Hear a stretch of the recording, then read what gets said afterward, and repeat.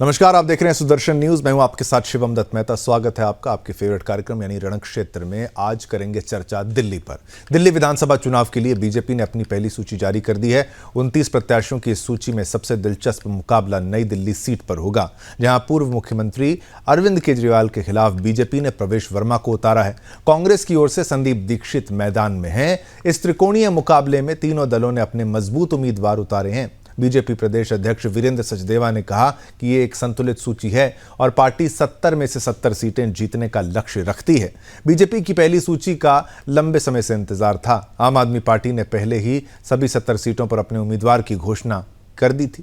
वहीं कांग्रेस अब तक 3 लिस्ट जारी कर चुकी है, जिसमें 48 उम्मीदवारों को टिकट दिया गया है। नई दिल्ली सीट पर केजरीवाल के खिलाफ कांग्रेस के संदीप दीक्षित उतरे हैं और बीजेपी ने प्रवेश वर्मा को उतारा है, जबकि कालकाजी सीट पर सीएम आतिशी के खिलाफ कांग्रेस ने अलका लांबा और बीजेपी ने रमेश बिधूड़ी को उतारा है। इसी पर समझने के लिए इस पूरे मामले को, दिल्ली चुनाव को, हमारी एक स्पेशल रिपोर्ट देखिए। उसके बाद हम मेहमानों पर चलेंगे, उनसे हमारे प्रश्न होंगे तमाम।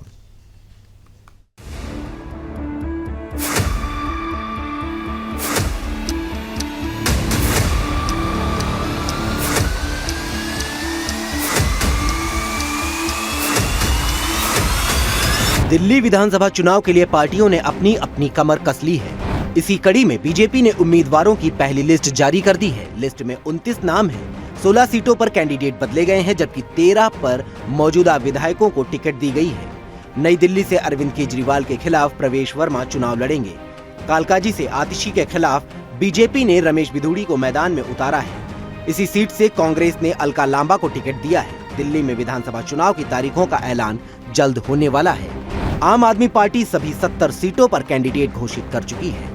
कांग्रेस ने भी अब तक 3 लिस्ट में 48 उम्मीदवार उतारे हैं। दिल्ली विधानसभा चुनाव के लिए आम आदमी पार्टी ने 15 दिसंबर को सभी कैंडिडेट का ऐलान कर दिया था। पूर्व मुख्यमंत्री अरविंद केजरीवाल नई दिल्ली से चुनाव लड़ेंगे। सौरभ भारद्वाज ग्रेटर कैलाश, सत्येंद्र जैन शकूर बस्ती से चुनाव लड़ेंगे। आप ने 21 नवंबर से 15 दिसंबर के बीच यानी 25 दिनों में कुल 4 लिस्ट में 70 प्रत्याशियों के नाम घोषित किए। इस बार 26 मौजूदा विधायकों की टिकट काटे गए हैं। 4 विधायकों की सीट बदली गई है। इनमें मनीष सिसोदिया को सीट पटपड़गंज से जंगपुरा, राखी बिड़लान की मंगोलपुरी से मादीपुर, प्रवीण कुमार की जंगपुरा से जनकपुरी और दुर्गेश पाठक की करावल नगर से राजेंद्र नगर सीट बदली गई है। 12 दिसंबर को कांग्रेस की पहली लिस्ट जारी हुई थी। इसमें 21 नाम थे। 24 दिसंबर को दूसरी लिस्ट जारी की थी। इसमें 26 नाम थे। कांग्रेस ने जंगपुरा सीट से फरहाद सूरी को टिकट दिया है। यहां से आपके मनीष सिसोदिया चुनाव लड़ रहे हैं। बाबरपुर सीट से आपके गोपाल राय के खिलाफ हाजी मोहम्मद इशराक खान को उतारा गया। दिल्ली में चुनाव की तारीखों का जल्द ऐलान होगा। दिल्ली विधानसभा का मौजूदा कार्यकाल 23 फरवरी 2025 को खत्म हो रहा है। चुनाव आयोग जनवरी के दूसरे हफ्ते में चुनाव की तारीखों का ऐलान कर सकता है। पिछला विधानसभा चुनाव फरवरी 2020 में हुआ था, जिसमें आम आदमी पार्टी ने पूर्ण बहुमत हासिल किया था और 70 में से 62 सीटें जीती थीं। Bureau report, Sudarshan news.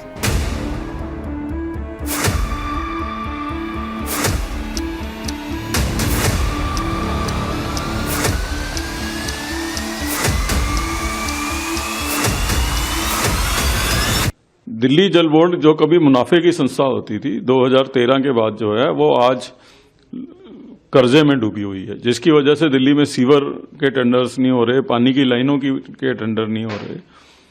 तो इसलिए जो समस्या गांधीनगर की है, गांधीनगर में अगर सीवर बह रहे हैं तो वो नरेला में भी बह रहे हैं। गांधीनगर में सड़कें टूटी हुई हैं, नालियों का पानी अगर सड़कों पे है तो बदरपुर के अंदर भी यही स्थिति है। तो पूरी दिल्ली की जो समस्या है वही गांधीनगर के लोगों की समस्या है और उसको निश्चित रूप से हल करने की जरूरत है। और वो हल तभी होगा जब एक ऐसी सरकार से छुटकारा मिले जिसने दिल्ली को केवल दुख देने का और दिल्ली के अंदर जो है एडमिनिस्ट्रेशन को टोटली पूरी तरीके से नस्ते नबूद करने का काम किया हो। आज दिल्ली के लोगों ने खोया है। दिल्ली के लोगों की उम्र इस पोल्यूशन की वजह से कम हो रही है, जिसको दूर करने का एक स्टेप भी लेना मुनासिब जो है वो दिल्ली के पूर्व मुख्यमंत्री, दिल्ली के मुख्यमंत्री सरकार जो है वो ठीक नहीं समझती। दिल्ली की महिलाओं को मुफ्त ट्रैवल की बात करते हैं, लेकिन जब इन्होंने टेक ओवर किया था उस समय दिल्ली के अंदर 6000 से ज्यादा बसें थी। आज वो बसों की संख्या 2500 रह गई है, उनकी भी लाइफ पूरी हो गई है। मैं भारतीय जनता पार्टी के शीर्ष नेतृत्व का धन्यवाद करता हूं, जो उन्होंने मुझे तीसरी बार विधायक का टिकट दिया है और जनता की सेवा करने का मौका दिया है, क्योंकि यहाँ लोग त्रस्त है विधायक से। जब विधायक के पास जाते हैं तो विधायक मिलता नहीं है। अब लोगों ने भी मन बना लिया, तू हमें नहीं मिलता था, हम तुझे नहीं मिलेंगे, इसीलिए गलियों में घुसने नहीं दे रहे इनको। हमारे यहाँ गंदे पानी का भीषण समस्या है, हमारे यहाँ साफ सफाई की बहुत समस्या है, क्योंकि विधायक तो आम आदमी का है ही है, लेकिन निगम पार्षद भी आम आदमी का है। जो बोलते थे कि दिल्ली के अंदर ऊंचे ऊंचे ढेर दिखाते थे कि देखो हम इनको साफ करेंगे दिल्ली को, उतनी ही गंदी इन्होंने दिल्ली कर दी है। उसको सफाई करने का काम भारतीय जनता पार्टी करेगी इस बार, और अंबेडकर नगर को निश्चित रूप से सपनों का नगर बनाएंगे, यह ऐसा मैं विश्वास सब कार्यकर्ताओं की तरफ से आपको दिलवाता हूँ। देखो, जब चुनाव होता है तो सब लड़ते हैं और सब जीत के लिए लड़ते हैं। हम भी निश्चित रूप से जीत के लिए लड़ रहे हैं और जनता के ऊपर मुझे विश्वास है, क्योंकि जब मैं पहली बार 2012 के अंदर चुनाव लड़ा था, इसी जनता ने चौधरी प्रेम सिंह को पैक करके उसके घर भेज दिया था। अब मुझे पूरा विश्वास है आज यही जनता इनको पैक करके झाड़ू वालों को और कांग्रेस वालों को निश्चित रूप से भारतीय जनता पार्टी को विजयी बनाएगी। बीते 10 वर्षों से दिल्ली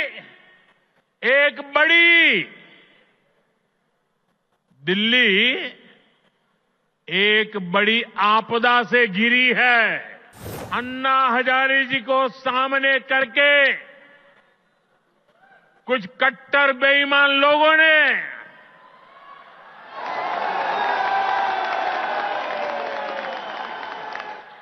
दिल्ली को आपदा में धकेल दिया। ये आपदा दिल्ली पर आई है और इसलिए दिल्ली वालों ने आपदा के विरुद्ध जंग छेड़ दी है। आपदा को नहीं सहेंगे, बदल के रहेंगे। आपदा को नहीं सहेंगे, आपदा को नहीं सहेंगे।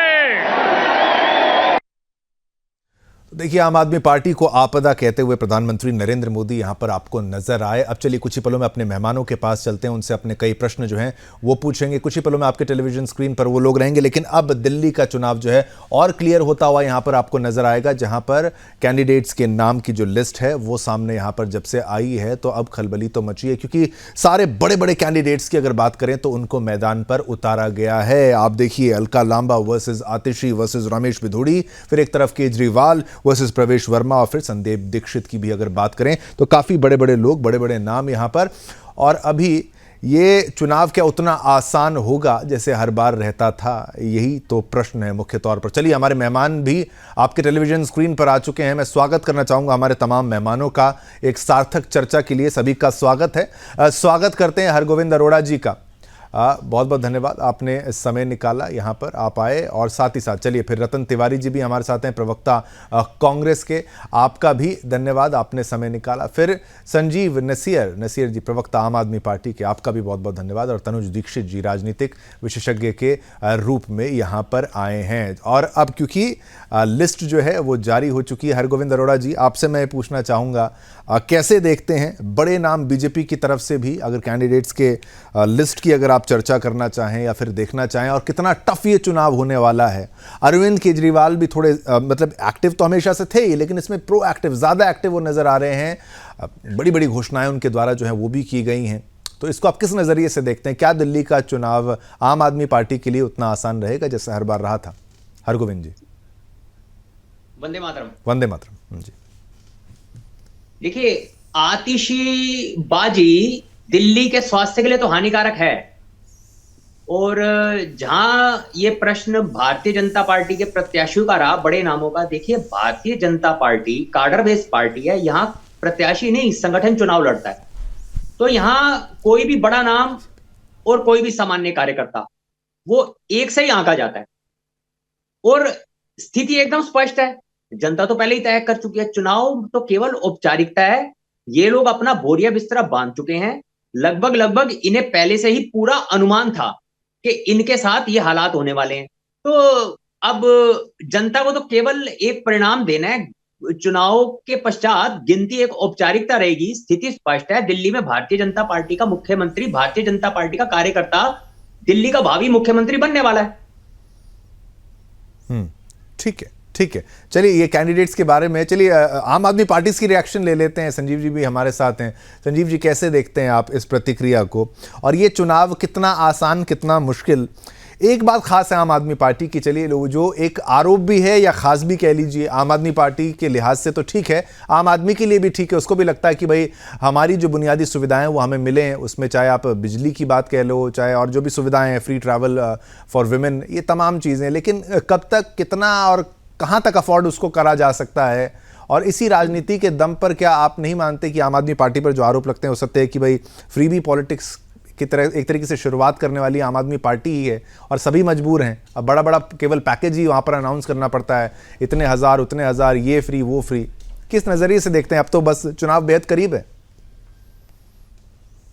आपको ऑडियो अनम्यूट कर लीजिएगा। हाँ जी, शिवम जी, अरविंद केजरीवाल जी की राजनीति पॉजिटिव है। वो जमीनी जो लोग जनता से जुड़े हुए लोग हैं, आम लोग हैं, लोअर मिडिल क्लास है, मिडिल क्लास है, गरीब गुरबा हैं, उनके लिए अगर किसी ने भी काम किया है तो वो नाम है अरविंद केजरीवाल। ये वो सारी सुविधाएं भारतीय जनता पार्टी अडानी अंबानी जैसे अरब खरबपतियों को देती है। हम लोग उनके टैक्स का जो पैसा है उससे दिल्ली की जनता को जिस तरीके से महिलाओं को सम्मान दिया है, जिस तरीके से बसेस में यात्रा फ्री हुई है, पानी बिजली पे जो काम हुआ है, जिस तरीके से मोहल्ला क्लिनिक स्वास्थ्य मॉडल पे काम हुआ है, जिस तरीके से गरीब के बच्चे की एक उम्मीद के तौर पे अरविंद केजरीवाल जी को आज गरीब का बच्चा भी अच्छा इंजीनियर, डॉक्टर, वकील बनने का सपना ले सकता है। विदेशों तक हमारे बच्चे पढ़ने के लिए जा रहे हैं। 4 लाख से ज्यादा बच्चे सरकारी स्कूलों में भर्ती हुए हैं, प्राइवेट स्कूल से नाम कटवाकर। करीब 16 लाख बच्चे सरकारी स्कूलों में अपना भविष्य जो अंधकार में होता था पहले भारतीय जनता पार्टी और कांग्रेस की सरकार के टाइम पे, वो एक उज्जवल भविष्य की तरफ बढ़ रहा है। दूसरी तरफ देश के प्रधानमंत्री जी ने कल की रैली में करीब 80% टाइम गाली गलौज और नेगेटिव स्पीच में दिया। हम नेगेटिव बात नहीं करते हैं, हम महिला सम्मान योजना लागू करने की बात कर रहे हैं, हम संजीवनी योजना को लागू करने की बात कर रहे हैं, हम अंबेडकर स्कॉलरशिप योजना लागू करने की बात कर रहे हैं, हम पुजारियों और ग्रंथियों को सम्मान राशि देने की बात कर रहे हैं। हम लोगों ने डिलीवर किया है 10 साल में। और अरविंद केजरीवाल जी पूरे देश में पहले ऐसे नेता हैं जो ये खुद के कहते हैं कि अगर हमने काम किया है तो ही हमको वोट देना। अभी अरोड़ा जी कह रहे थे कि चुनाव की कोई जरूरत नहीं है। बिल्कुल ठीक कह रहे हैं, चुनाव की कोई जरूरत नहीं है। जैसे विधानसभा के चुनाव में 2015 में 2020 में दिल्ली की जनता ने मैंडेट दिया, इसी तरीके से एक तरफा दिल्ली की जनता मैंडेट देने जा रही है। और भारतीय जनता पार्टी, आपके चैनल में बाद में आऊंगा, भारतीय जनता पार्टी स्कूटी में बैठ के विधानसभा जाएगी। ये हालात इनके बनने वाले हैं। अच्छा, ठीक है, लेकिन ठीक है, आपकी बात मैं मानता हूं, आपने वादे किए, आपने वादे निभाए संजीव जी। लेकिन एक प्रश्न ये है, जो ग्राफिक्स भी हम आपको दिखा रहे हैं कि कई घोषणाएं, चाहे महिलाओं के लिए 2100 रुपये की बात की जाए, अब ये घोषणाएं जब सामने आती हैं, और चाहे आप वो कह लीजिए, आप चाहे ग्रंथियों के लिए, पुजारियों के लिए जो यहाँ पर जो है राशि की बात जो कही जाती है, ये सारे जो यहाँ पर वादे किए गए हैं, आप उसको निभा पाएँ, अच्छी बात, अगर निभा लें तो बहुत बेहतर है। लेकिन ये सब वादे करने का कारण लोग कह रहे हैं कि भाई इस बार थोड़ा सा अरविंद केजरीवाल उतने कॉन्फिडेंट नज़र नहीं आते हैं, उनकी चाल ढाल देख लीजिए, तरीका देख लीजिए। क्या इस बार आपको लगता है क्या चुनाव और टफ है? फ्रीबीज के लिए तो चलिए, फ्रीबीज ना भी कहें उनको, बुनियादी सुविधाएं आप दे रहे हैं, फ्री में बिजली की बात, चाहे पानी की बात है, लेकिन ये इतना बढ़ चढ़ के अब इसमें 2 कदम आगे बढ़ने का कारण क्या रहा? अभी तो फिर हर तरफ से हर पार्टी फिर यही करेगी। देखिए शिवम जी, चुनाव कोई भी हो वो सबके लिए बहुत इंपॉर्टेंट होता है। मैं चुनाव से पहले कोई ऐसी बात नहीं कहूंगा, लेकिन क्योंकि चुनाव की तैयारियां हमारी इनसे बहुत एडवांस है, हमारे सारे उम्मीदवार इनसे बहुत पहले अनाउंस हो चुके हैं, हम लोगों की पूरी तरीके से चुनाव की तैयारियां इनसे बहुत फार एडवांस है। और हम लोगों ने, अरविंद केजरीवाल जी ने जब 2013 में सरकार संभाली थी, तब डेफिसिट बजट था दिल्ली का, और ये लोग यही कहते थे कि अगर ये इस तरीके की सुविधाएं आम जनता को मिलेंगी तो दिल्ली के बजट में घाटे का बजट आएगा। और दिल्ली पूरे देश में पहली स्टेट है जहां प्रॉफिट का बजट आता है, जहां इतनी सारी सुविधाएं देने के बावजूद भी घाटे का बजट नहीं आता है। और यही सबसे बड़ा कट्टर ईमानदारी का सर्टिफिकेट है कि आम जनता को इतनी सुविधाएं देने के बाद हमने कोई झुग्गी को उजाड़ा नहीं है। आज भारतीय जनता पार्टी ने, कल देश के प्रधानमंत्री जी ने कहा कि हम जहां झुग्गी वही मकान देंगे। जब चुनाव आता है तब इनको वो नारा याद आता है। 5 साल में कुल 4700 फ्लैट अलॉट किए हैं और दिल्ली के अंदर कम से कम 8 लाख झुग्गियां हैं। इस रेशो से अगर ये फ्लैट देंगे तो अगले 200 साल तक ये फ्लैट नहीं दे पाएंगे। लेकिन अरविंद केजरीवाल जी ने जिस तरीके से दिल्ली के अंदर आम आदमी के लिए, झुग्गी में रहने वाले के लिए, अनऑथराइज कॉलोनीज के लिए जिस तरीके से पानी का प्रबंध किया है, जिस तरीके से यहाँ पर एक माफिया चलता था, वाटर टैंक माफिया था, उसको खत्म करने का काम किसने किया? अरविंद केजरीवाल जी ने किया। अगर आपने देखा होगा यहाँ पर जिस तरीके से दिल्ली के अंदर मेडिसिन के अंदर एक माफिया होता था, उसको खत्म करने का काम किसने किया? अरविंद केजरीवाल जी ने। स्कूल माफिया होता था, उसको खत्म करने का काम किसने किया? अरविंद केजरीवाल जी ने। आज बिजली के 70% लोगों का जीरो बिल आ रहा है। वो अरोड़ा जी का भी आ रहा होगा। अरोड़ा जी के ठीक है, चलिए सभी को स्क्रीन पर यहाँ पे एक बार लेंगे, बिल्कुल आपकी बात है। लेकिन आप जो डेफिसिट की बात कर रहे हैं कि अब ये भी एक आर्टिकल में मैंने पढ़ा था कि शायद 31 साल में पहली बार जो है वो दिल्ली एक डेफिसिट में जाएगी, फर्स्ट टाइम रेवेन्यू डेफिसिट की बात है। हाँ, ये भी चीज है। हाँ चलिए, आप गलत तथ्य कैसे पेश कर सकते हैं? हाँ जी, बोलिए।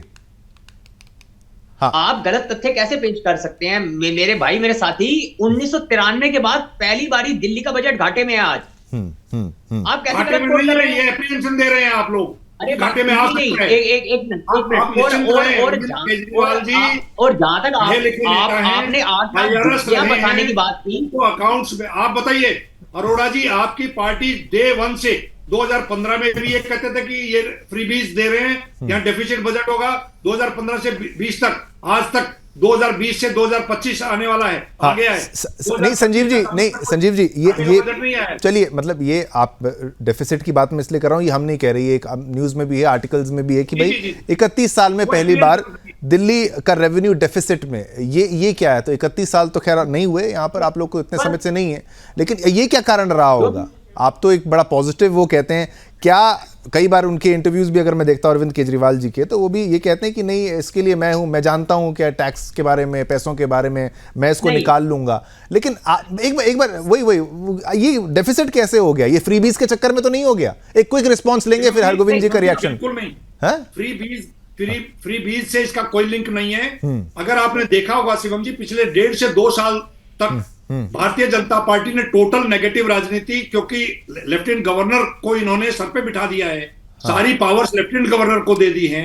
सारे ऑफिसर्स, पूरे देश में शायद पहली स्टेट है जहां के ऑफिसर्स उनके मुख्यमंत्री के खिलाफ न्यूज़पेपर में ऐड देते हैं। चलिए, ये विषय डेफिसिट से कनेक्टेड है क्या? मतलब मेरा ये है, डेफिसिट जब काम रोकने की राजनीति चलेगी, डिस्टर्ब करने की राजनीति चलेगी, तो थोड़ी बहुत दिक्कत आ सकती है।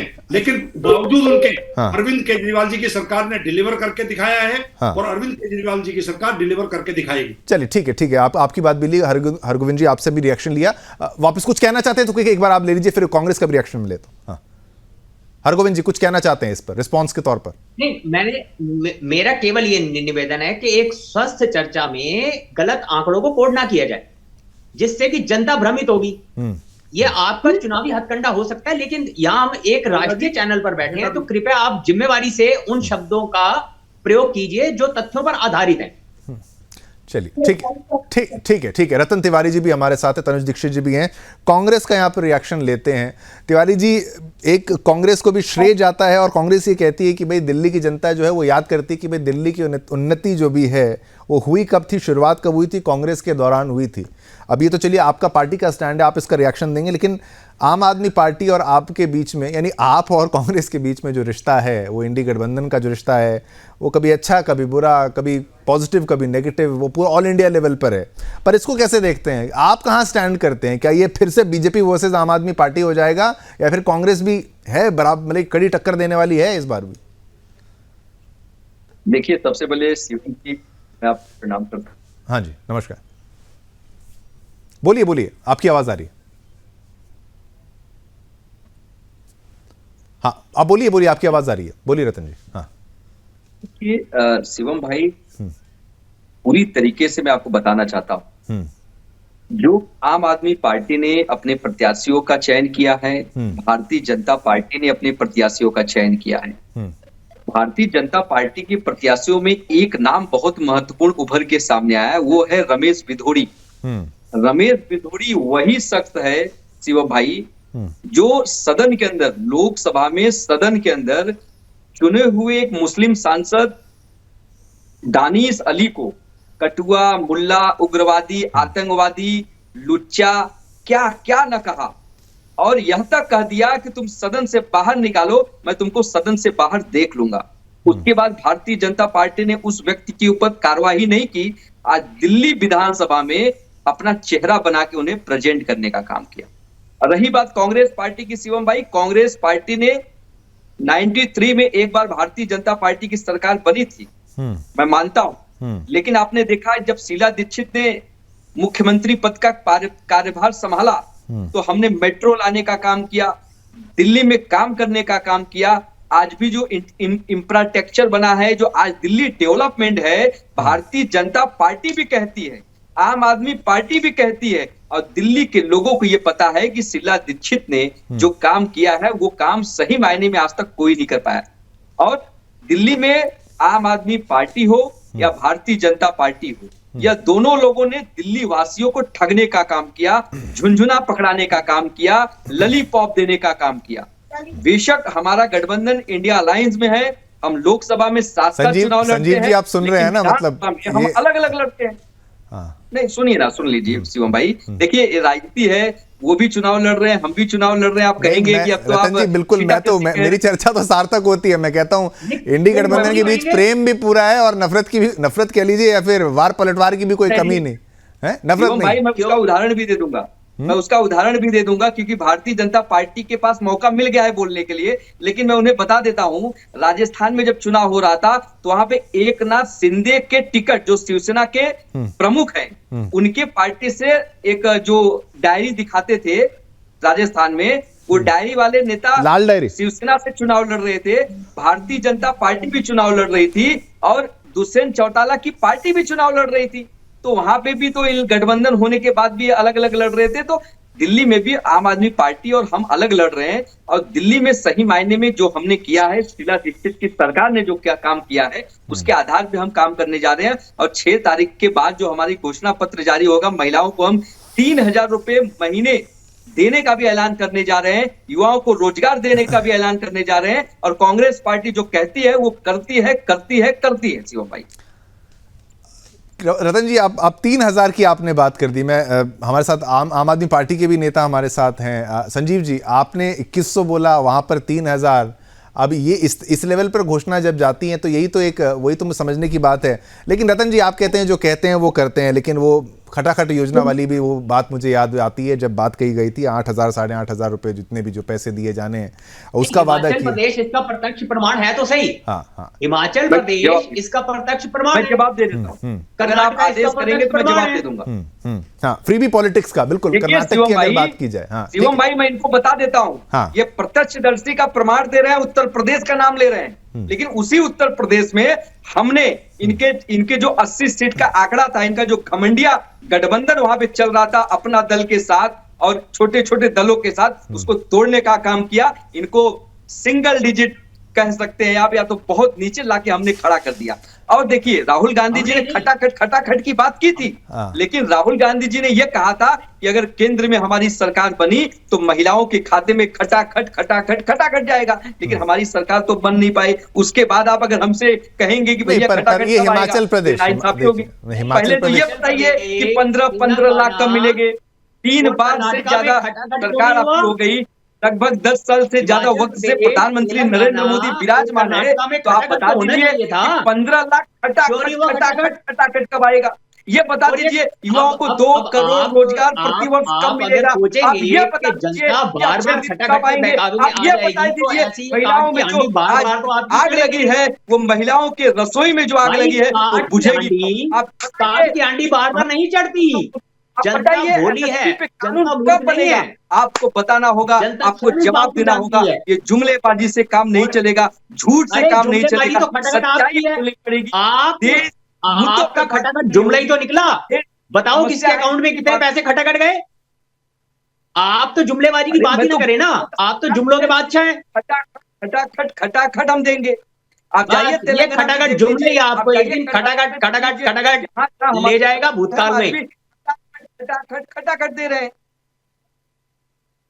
जी बिल्कुल बिल्कुल बिल्कुल बिल्कुल। हाँ नहीं, हिमाचल, हिमाचल, तेलंगाना और ठीक है, इन राज्यों की भी अगर बात की जाए, कर्नाटक, तो वहां पर क्या हुआ। बाकी मेहमानों पर अगर आते हैं तो अब उनसे तनुज दीक्षित जी भी हमारे साथ हैं, एक पर्सपेक्टिव उनसे भी ले लेते हैं। दीक्षित साहब, ये फ्रीबी पॉलिटिक्स कहूँ क्या कहें, जनता के हित के लिए फैसले लेना बिल्कुल इसमें कोई गलती नहीं है, लेकिन अब आपको क्या लगता है दिल्ली का चुनाव, जो फ्रीबी पॉलिटिक्स की बात जो आम आदमी पार्टी की तरफ से जनता को सुविधा के नाम पर कह लीजिए, चाहे फ्री यात्रा कह लीजिए, चाहे फ्री बिजली कह लीजिए, फ्री पानी कह लीजिए, लोगों को लाभ तो होता है, लेकिन अब क्या ये उतना आसान है इस बार ये करना? वो कह रहे हैं भाई तुम 2100 दोगे, कांग्रेस कह रही है मैं 3000 रुपए देने वाली हूं, तो फिर क्या, इस पर क्या होगा, फिर इसका आगे क्या है? बड़ी देर से है शिवम भाई, आपने बहुत देर से मैं सबको सुन रहा हूँ, कांग्रेस के प्रवक्ता, अपने आम आदमी पार्टी के प्रवक्ता जी। देखिए, पहले एक एक करके मैं जो आकलन है, विश्लेषण है और जो एक्चुअल फैक्ट्स है, अपन तीनों को बात करते हैं। हमारे साथी आम आदमी पार्टी के प्रवक्ता उपलब्धियां गिना रहे थे, उसमें एक बहुत बड़ी उन्होंने बात कही टैंकर माफिया राज की। दिल्ली में आप भी रहते हैं, हम भी रहते हैं, वो भी रहते हैं। वास्तविकता ये है, एक आम नागरिक के नाते हम बात करें, 5000 लीटर का टैंकर 1500 रुपए का आता है और 10,000 लीटर का टैंकर 3500 रुपए का आता है। क्या ये माफिया राज का हिस्सा नहीं है? हम लेते हैं। अगर आप पूछेंगे कौन लेते हैं, हम लेते हैं। तो देखिए, बात आज सिर्फ चैनल पे बैठ करके चैलेंज करने से ज्यादा जो आम जनता की परेशानी है उसका निराकरण 11 साल और 3 बार के मुख्यमंत्री रहे अरविंद केजरीवाल ने कितना किया, ये बात जानकारी के लिए बेहद जरूरी है। अभी बहुत ज्यादा समय नहीं बीता है, महाराष्ट्र में चुनाव थे, जब अभी उत्तर प्रदेश के उपचुनाव थे, जब अभी झारखंड में चुनाव थे, तब एक बहुत सभी पार्टी, चाहे आम आदमी हो चाहे कांग्रेस हो, ये गाना गा रहे थे कि आप महिला सशक्तिकरण के लिए लाडली बहन योजना के दम पर चुनाव जीत रहे हो। ये आरोप थे बीजेपी के ऊपर, ये बहुत स्पष्ट रूप से सभी जगह पे हमने देखा निरंतर। आज आप भी महिला सशक्तिकरण के नाम पर जो स्कीम्स लेकर के आ रहे हो, चाहे वो 2100 रुपए की हो, चाहे 3000 रुपए की हो, क्या वो लाडली बहन योजना जैसी नहीं है? क्या मध्य प्रदेश में जो शुरुआत हुई थी लाडली बहना योजना, क्या वैसा नारी सशक्तिकरण की योजनाएं नहीं है? बिल्कुल बिल्कुल। आप एक तरफ एक दूसरे राज्यों में जब चुनाव होते हो तो आपको स्कीम बुरी लगती है, इतनी बुरी लगती है तो फिर अपने ही मैनिफेस्टो में ऐसी स्कीम्स लेकर के आना, क्या तात्पर्य इसका? तो ये बड़ा ही एक विचित्र, अभी हमारे मित्र कांग्रेस के प्रवक्ता भी स्कीमों को लेकर के बात कर रहे थे कि ये हुआ। तो आज तेलंगाना में कांग्रेस की सरकार है, रायतू बंधु योजना के बारे में मैं पूछता हूं, क्या अपडेट उनके पास में? ये इसी पर आते हैं। एक छोटे से ब्रेक के लिए मुझे कहा जा रहा है, दीक्षित साहब ने बहुत इंपॉर्टेंट जो है पॉइंट वहां पर उठाया है कि भाई फ्रीबी पॉलिटिक्स की अगर बात कही जाती है तो उसका कहां तक अंत है और कितना वो कारगर है, वो भी आपको बताना पड़ेगा। चलिए एक छोटा सा ब्रेक लेते हैं। तमाम मेहमान है, चर्चा यहां पर खास चल रही है, आपसे लड़ाई आपदा तक आई, ये विषय है बीजेपी वर्सेस आप वर्सेस कांग्रेस का। छोटा सा ब्रेक, जल्द आएंगे। चलिए ब्रेक के बाद पुनः आपका स्वागत है। तनुज दीक्षित से हमारी बात आगे चल रही थी। तनुज जी, आपने यहाँ पर रायतू बंधु योजना के बारे में प्रश्न पूछा था कांग्रेस से, चलिए आपके प्रश्न का जवाब भी, जो प्रश्न आप पहले कंप्लीट कर लीजिए क्योंकि ब्रेक ले लिया था। तनुज जी। नहीं, देखिए प्रश्न यही है, रायतू बंधु योजना जो बहुत ही महत्वपूर्ण योजना थी तेलंगाना राज्य के लिए, उसका आधार था किसानों के साथ। आज हम पूछते हैं कि क्या हुआ उन योजनाओं का। हमारे साथी से पूछना इसलिए आवश्यक है कि जब आप नई स्कीम्स दिखाते हैं तो आप ही के शासन की, आपकी स्कीम है, उनकी मजबूती क्या है धरातल पे, उसकी बात पहले होना चाहिए। फिर आगे जो आप देंगे सरकार बनने के बाद नए राज्यों में, निश्चित रूप से उस पर भी चर्चा की जाएगी। जी बिल्कुल, ठीक है। अब इसी का जवाब रतन जी आपसे ले लेते हैं। अब आपको भी एक मौका दे देते हैं, फिर अपना बीजेपी के प्रवक्ता से भी हमारा सवाल रहेगा। इनके प्रश्न का तनुज जी ने जो कहा उसका जवाब। ऑडियो अनम्यूट कर लीजिएगा, ऑडियो अनम्यूट। देखिए, तनुज जी का प्रश्न जो था बहुत ही बेहतरीन प्रश्न था, लेकिन तनुज भाई को मैं कहना चाहता हूं, तनुज भाई, तेलंगाना में हम 200 यूनिट बिजली मुफ्त दे रहे हैं। अगर आपका कोई मित्र वहां पे होगा तो आप फोन लगाइए, इसी चैनल पे आप लाइव उससे पूछ लीजिए कि 200 यूनिट बिजली आपके यहाँ पे मुफ्त मिल रही है कि नहीं। आप पूछिए महिलाओं के खाते में 2500 रुपए जा रहे हैं कि नहीं जा रहे। आपसे एक ही चीज मैंने पूछी, पुरानी जो स्कीमें होती है, देखिए हमेशा क्या होता है कि कांग्रेस हो या आप हो या बीजेपी हो, पार्टी की वैल्यू अपनी जो वादे हैं उसको पूरा करने के लिए जनता के हित में, पक्ष में, वो जनता ज्यादा पसंद करती है। और वो चीज ग्राउंड लेवल पर आज मुझे नहीं दिखाई देती। आप नई स्कीम जरूर दे रहे हैं, लेकिन सरकार बनने के पहले तक जो स्कीमें आप जारी रखने वाले थे, जो आप मैनिफेस्टो में लेकर के आते हैं, जो वादे आप जनता से करते हैं, और जब सरकार बनती है तो वो फायदा क्यों नहीं पहुंचता है जनता को? ये बहुत बड़ा प्रश्न मेरा नहीं, लाखों करोड़ों जनता जो राज्यों की होती है उनका होता है। क्लियर कट बता दूं कि भारतीय जनता पार्टी का मैनिफेस्टो 2014 का उठा लीजिए, 2019 का उठा लीजिए, 2024 का उठा लीजिए, और भारतीय जनता पार्टी का मैनिफेस्टो उठाने के बाद आकलन करिए कि भारतीय जनता पार्टी ने जो कहा है क्या वह जमीन पे काम किया है। देखिए कोई भी पार्टी, मैं कांग्रेस पार्टी की भी बात करूंगा, और मैं हमेशा से इसी चैनल पे कहते आया हूं कि रतन तिवारी हमेशा दल से ऊपर उठ के अपनी बात रखता है और अपनी बात बिंदास रखता है, क्योंकि लेकिन भारतीय जनता पार्टी का सिर्फ विश्वास, वो कांग्रेस पार्टी जो कहा वो किया, जो कहती है वो करती है, इसकी मैं गारंटी देता हूं। दिल्ली में सरकार कांग्रेस पार्टी की बनने दीजिए तनुज भाई, उसके बाद अगर 3000 रुपया महिलाओं को नहीं मिलेगा तो आप मुझके इसी चैनल पे बुला के जो होगा। 15 साल दिल्ली में कांग्रेस की सरकार रही और हमने एक ही चीज देखी, 15 साल के अंदर भी, आज विगत 11 वर्षों से दिल्ली के अंदर कांग्रेस कहीं पे भी विश्वास हासिल नहीं कर पा रही है। वजह एक ही है कि 15 सालों के अंदर वो बीज आज खत्म हो चुका है जिसका फल खाया जा सके। हमने जो ऑपरेशन किया, हमने जो संगठन को नीचे चीड़ फाड़ किया, हमने वाकई में संगठन को मजबूत किया है। आप चुनाव में देखेंगे कि कांग्रेस पार्टी जो शून्य के आंकड़े पे थी, वो कांग्रेस पार्टी बहुत ऊपर दिखाई देगी। हमको जो कहना था, हमने महिला सशक्तिकरण की बातें कर रहे हैं, 3000 रुपए देने की कांग्रेस वादा कर रही है, तो फिर वही सवाल है, जब दूसरे राज्यों में चुनाव होता है, खास करके हम अभी हाल ही में हुए महाराष्ट्र के चुनाव की बात करें, तो वहां फिर कांग्रेस ये क्यों बात करती है कि ये लाडली बहन योजना के दम पर जो है महाराष्ट्र में बीजेपी जीत रही है, तो आज के कहीं कांग्रेस वो स्थापित नहीं कर रही है सशक्तिकरण के लिए। तो ये कह रहे थे तनुज भाई कि जब चुनाव घोषणा हो चुका है, जब चुनाव सामने है, तो आप लाडली बहन योजना का नाम क्यों ले रहे हैं? आप महिलाओं को क्यों झांसा दे रहे हैं? लोकसभा चुनाव में महाराष्ट्र की जनता ने भारतीय जनता पार्टी को सिंगल डिजिट पे लाके खड़ा कर दिया। ये प्रश्न ये है कि भाई अब लाडली बहन योजना की बात करें, लाडली बहन योजना की बात अगर कही जाए तो वही मॉडल क्या आपको दिल्ली में भी देखने को मिलेगा, हरियाणा में देखने को मिलेगा, और कांग्रेस भी क्या उसी स्टाइल को अपनाएगी? हरगोविंद अरोड़ा जी ज़्यादा बेहतर इस बारे में बताएंगे।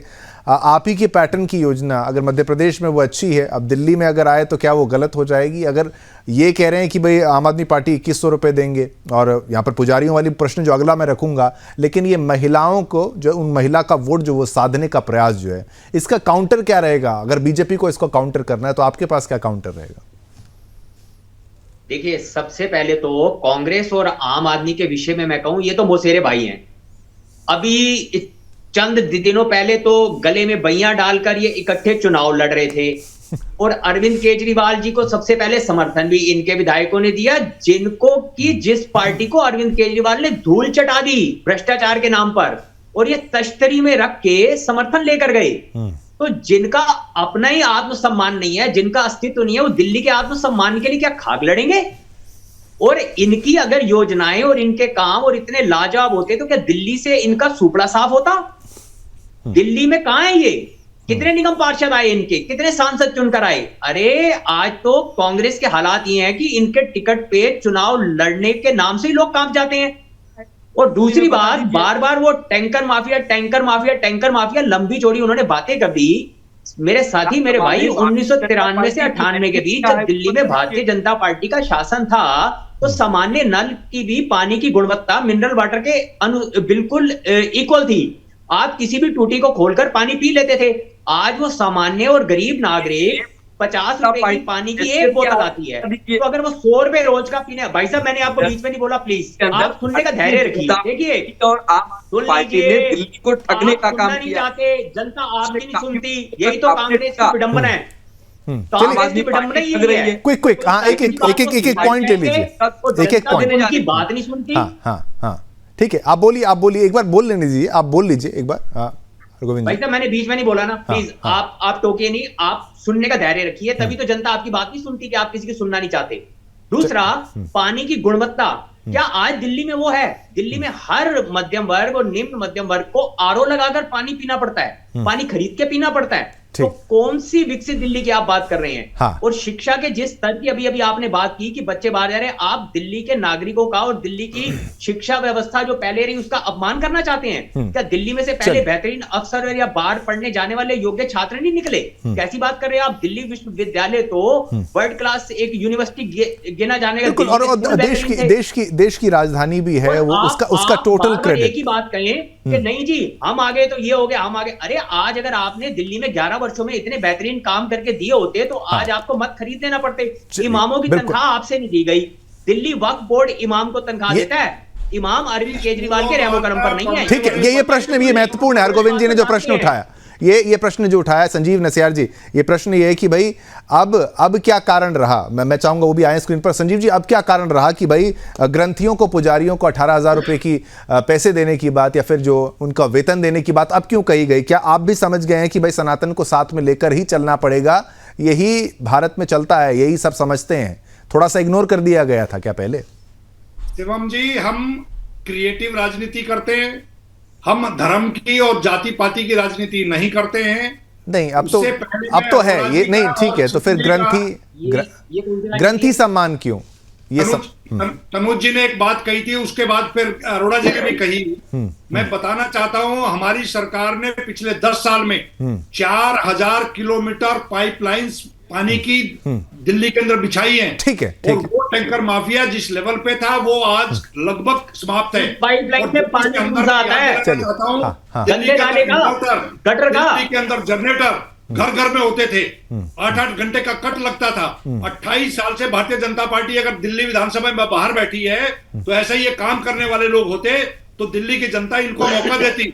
ये क्योंकि नेगेटिव राजनीति कर रहे हैं। हम लोगों ने दिल्ली के अंदर 39 फ्लाईओवर बनाए हैं, 548 मोहल्ला क्लिनिक बनाए हैं, 22,711 क्लासरूम्स बनाए हैं, 13,000। अरे आप अपने टाइम के फ्लाईओवर का शिलान्यास गिनाए, आप पूरे हुए काम में गिनाए। राजनीति कर रहे हैं आप बार-बार गलत पेश करें और आप सुन लेंगे। ठीक है, मुख्य मुद्दे पर कुछ ही सेकंड्स या मिनट मैं कह लेता हूं। एक संजीव जी, बस एक प्रश्न है, ठीक है, आपकी बात वो समझ में गया। ये ग्रंथी, ये पुजारियों वाली, संजीव जी बस ये पुजारियों और ग्रंथियों वाला उत्तर दे दीजिए, फिर बीजेपी पर आरोप ना लगाया जाए कि भाई वो भी धर्म की राजनीति।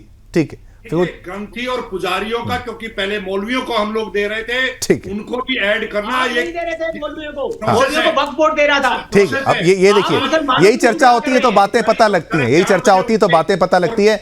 बहुत बहुत धन्यवाद करना चाहूंगा, समय इतना ही था दर्शक, समय इतना ही था। आप सभी का धन्यवाद। हरगोविंद अरोड़ा जी आपका बहुत बहुत धन्यवाद, आपने समय निकाला। रतन तिवारी जी आपका धन्यवाद। संजीव नसियार जी आपका भी बहुत बहुत धन्यवाद। समय इतना ही है, बाउंड होता है, टाइम बाउंड होता है। तनुज दीक्षित जी आपका भी बहुत बहुत धन्यवाद। दर्शकों, तो दिल्ली का चुनाव जो है उसके ऊपर एक सार्थक चर्चा हमने आपके समक्ष पेश की।